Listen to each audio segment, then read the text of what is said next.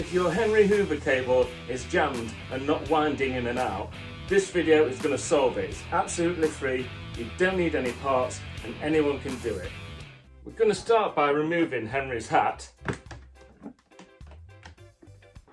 We now just need to undo these 4 outer screws. On older Henrys they're a cross-headed screw, on new Henrys they're a Torx T20 screw head. So you need the relevant screwdriver for the screw that you've got. Once we've undone those, we need to turn the head over and just take off his top shell. Then we can lift out the cable rewind, and then we're just going to unravel the cable just so we're making a fresh start. Then, if we put the cable back in, and we're going to wind it round following the direction of the arrow if you have one, we're going clockwise. So we're winding it all clockwise, making sure that the cable's not tangled and everything's free.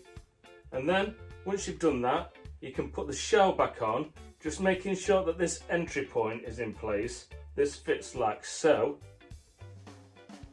And then turn the shell back over and we can put the 4 outer screws back in that we took out earlier. And that's it, it's complete. The cable now should rewind and unrewind, if that's a word, nice and easy. So what caused this in the first place? Just so you know in future, it's usually 9 times out of 10 is when someone's accidentally wound it back in the wrong way and then perhaps realised and then gone, oh, change my mind, go back the other way, and before you know it you end up with like hoops inside, and they can either get knotted up together or on this one like it can just escape from the rewind bit and just trap itself between the casing, if you like, and the rewind itself. So yeah, then you get a cable that you just can't pull out. Another reason for stiff cable rewinds, if this hasn't worked on yours and you've recently changed the cable or say been inside to replace the motor, this may cause the issue. Check if you've been replacing the motor that you've not left any gaps here. If you've left a big gap, when you put the shell back on, it's going to basically lift up the rewind part and stuff, so it gets trapped. So it's getting trapped on this bit here. Likewise, it can get trapped on this bit here if you've recently replaced the cable. And on the rewind part, if you follow my video on my channel, I'll put the link in the description and just in the top corner now.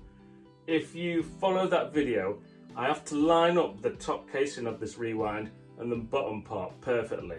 If you don't, it can create a gap here and then you end up with the same problem. When you put the rewind back in, it's sat kind of too high, the top bit, so when you put the shell on, it gets trapped and then you've got a stiff rewind.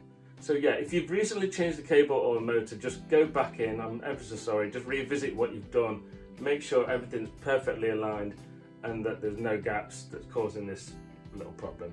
I do hope this video has helped today. It was a quick one because someone asked a question. I hope I've not gone on too much about it. Please subscribe to my channel for more help videos. This next one is also a link to that video I mentioned earlier, how to replace the cable if ever you need to.